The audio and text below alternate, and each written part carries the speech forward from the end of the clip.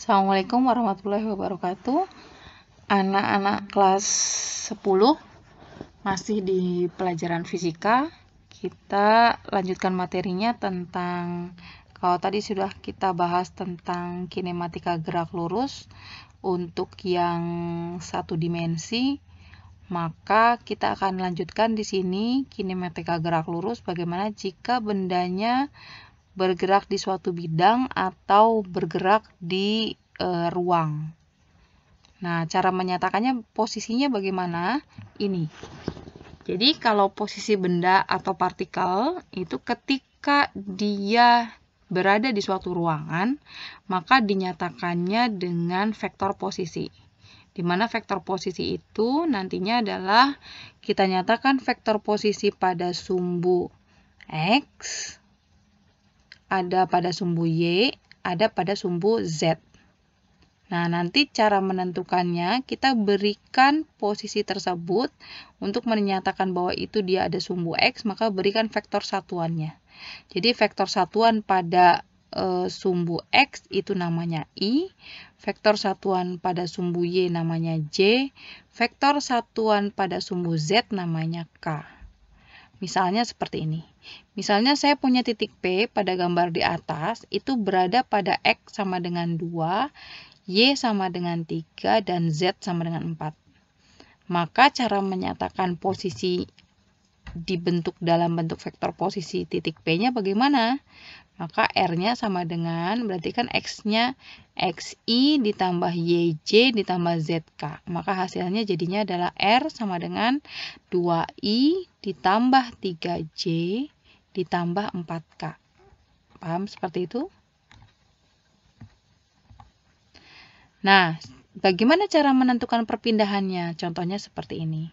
Kalau si partikel tersebut berpindah dari posisi P ke posisi Q, ya, maka ini adalah gambar perpindahannya.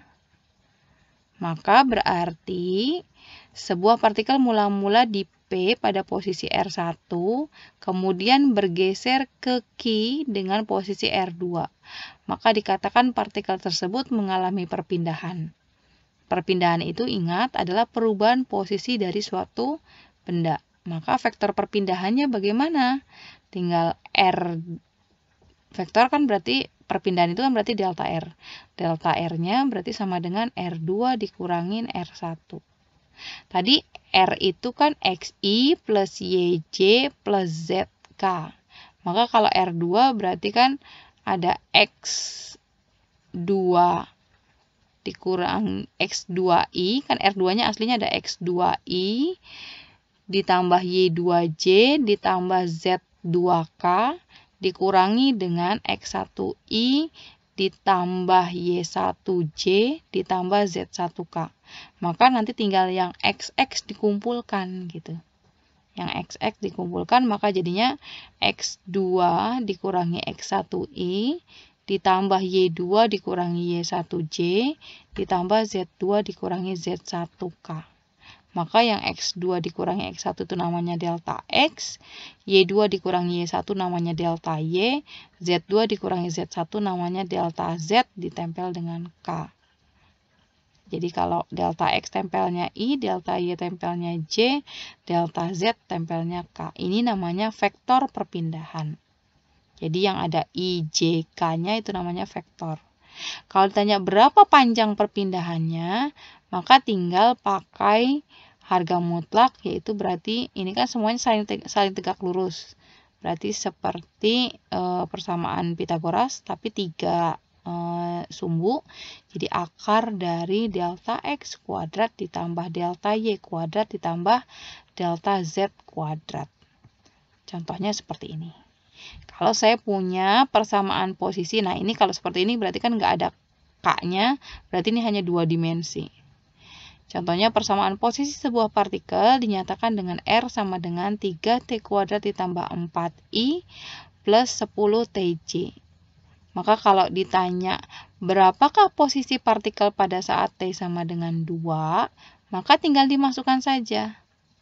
Ya kan? Kayak tadi tuh yang waktu pertama ada yang fungsi R-nya berubah fungsi terhadap waktu, maka T-nya masukkan. Hanya bedanya ini 2 dimensi. Kalau tadi pada sumbu X saja, yang ini ada pada sumbu X dan pada sumbu Y. Maka kita masukkan berarti 3, T-nya masukkan 2, berarti 2 kuadrat ditambah 4, dikurung I ditambah 10. Ini kan ada T di sini, T-nya masukin 2, 10 kali 2J. Maka kita akan dapat jadi 16I ditambah 20J. Kalau perpindahan cara ngitungnya gimana? Kalau perpindahan, contohnya nih kalau ada soal perpindahan, tentukan perpindahan yang dialami partikel antara T sama dengan 1 sampai dengan T sama dengan 2. Maka masukkan ke sini. Pada T sama dengan 0 berarti R1-nya kan tadi 3 dikali 0 ditambah 4 dikurung I ditambah 10 dikali 0. Maka kan berarti yang ini 0, maka sisanya tinggal yang 4I saja. Itu posisi pada T sama dengan 0. Kita masukkan pada T sama dengan 2.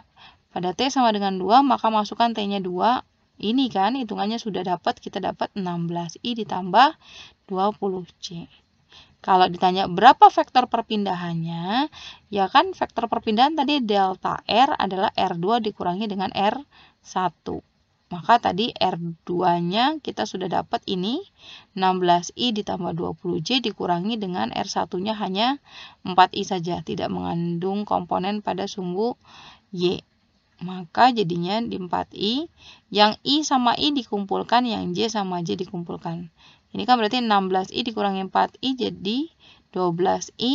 Di sini 20J tidak dikurangi, berarti tetap tulis 20J. Itu adalah vektor perpindahannya. Kalau ditanya berapa besar dan panjang perpindahannya, ya karena ini adalah delta X, yang ini adalah delta Y kan, maka tinggal dipitagoraskan. Berarti akar dari delta X kuadrat ditambah delta Y kuadrat. Itu sama dengan akar dari delta X-nya adalah 12 kuadrat ditambah 20 kuadrat. Saya keluarkan 4-nya, berarti kan tadi ini 12 berarti 12 bagi 4, 3, maka masih ada sisa 3 di dalam akar. 3 kuadrat, ini saya bagi 4, berarti sisanya 5 kuadrat. 4, kurung buka, ini 3 kuadrat 9, 5 kuadrat 25. Maka dapat 4 akar 34. Seperti itu. Nah, contoh lagi yang ini. Persamaan posisi sebuah partikel yang dinyatakan dengan persamaan 3T kuadrat ditambah 4I ditambah 10TJ. Kalau ditanya tentukan kecepatan rata-rata pada T sama dengan 0 sampai dengan T sama dengan 2. Maka cara menentukannya gimana? Kan namanya kecepatan rata-rata itu adalah delta R dibagi delta T. Maka kita harus mencari dulu R pada T sama dengan 0 berapa, R pada T sama dengan 2 berapa. Maka masukkan T sama dengan 0 dan T sama dengan 2 ke fungsi R. Kalau kita masukkan T sama dengan 0 ke fungsi R, maka kita akan dapat R-nya kan berarti tadi sudah ini 0, kan tadi sudah hitung-hitungan yang ini ya. Nih kan, paham ya? Maka akan dapat 4I. Kalau pada T sama dengan 2, tadi sudah hitung-hitungan yang ini. Nih, T sama dengan 2. Ini kan 16I ditambah 20J. Kalau tanya berapa kecepatan rata-ratanya, berarti kan tadi delta R-nya kita akan dapat berarti 16I dikurangi 4I itu adalah 12I. Ya kan? Ditambah ini 20J tidak dikurangi berarti 20J. Maka angka di depan I itu adalah delta X, angka di depan Y itu adalah J itu adalah delta Y. Delta T-nya berapa? Delta T-nya kan 2 min 0, 2. Maka kita masukkan V itu adalah delta R dibagi delta T. Delta R-nya kan delta XI ditambah delta YJ dibagi delta T.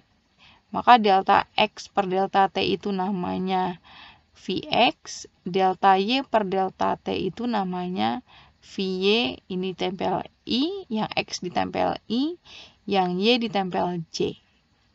Maka cara mengerjakannya gimana? Kita masukkan ke sini.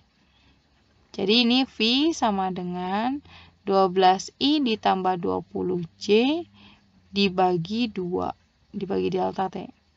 Maka kita akan dapat berarti 12 dibagi 2 itu adalah 6, 20 dibagi 2 adalah 10.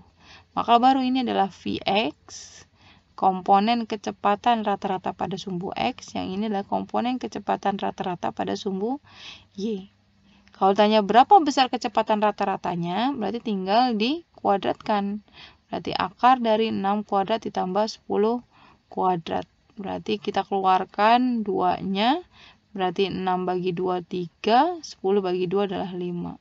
Kita akan dapat 2, akarnya 9 ditambah 25 adalah akar 34. Jadi jawabannya 2 akar 34. Ya, itu tentang kecepatan rata-rata dan kecepatan sesaat.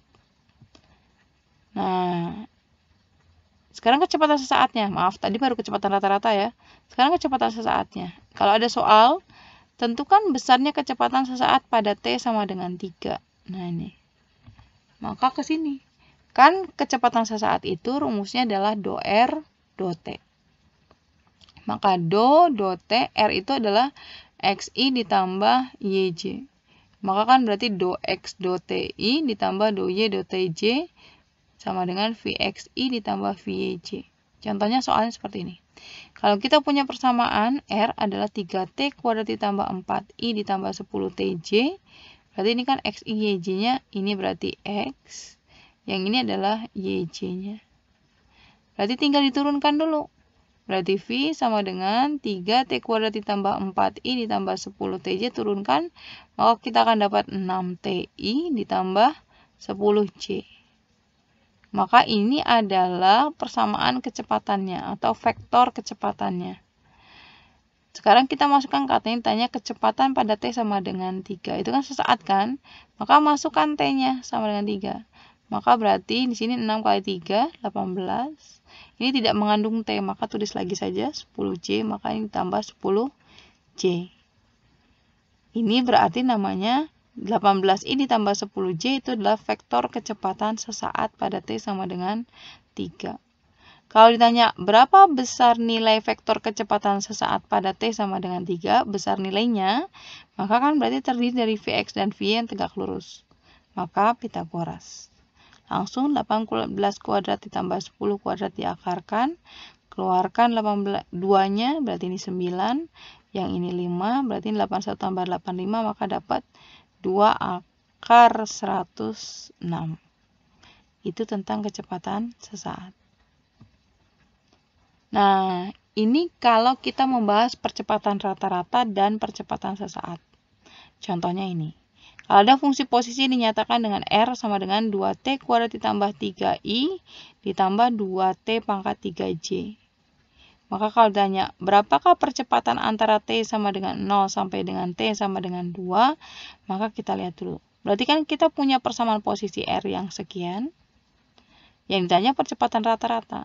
Apa sih percepatan rata-rata? Percepatan rata-rata itu adalah delta V per delta T. Kan ujung-ujungnya delta V per delta T itu V2 min V1. Berarti kita harus tahu dulu pada T sama dengan 0 V-nya berapa. Pada T sama dengan 2 V-nya berapa, baru nanti dibagi delta T. Nah, ini kan masih fungsi R. Maka kita cari dulu fungsi V. Diapakan? Diturunkan. Maka V sama dengan do R do T sama dengan do T kurung buka 2T kuadrat ditambah 3I ditambah 2T pangkat 3J. Turunkan, maka kita akan dapat 2T kuadrat turunkan dapat 4T. Ya kan, ini berarti konstanta, maka 0 hasilnya. 2T pangkat 3 diturunkan jadi 6T kuadrat J. Ya kan? Maka masukkan. Kan yang ditanya dimasukkannya ke fungsi V. Berarti T-nya masukin ke V. Berarti pada T sama dengan 0, maka V-nya 0. Pada T sama dengan 2, maka V-nya berarti 4 dikali 2I ditambah 6 dikali 2 dikuadratkan J. Maka kita akan dapat berarti 8I ditambah 24J. Ya, kita masukkan ke sini langsung. Jadi 8I ditambah 24C dikurangin karena ini 0. 0 dibagi dengan selang waktunya adalah 2 min 0. 2 min 0. Berarti kan masing-masing dibagi 2. 8I dibagi 2 hasilnya 4I. 24J, 24 dibagi 2 adalah 12J.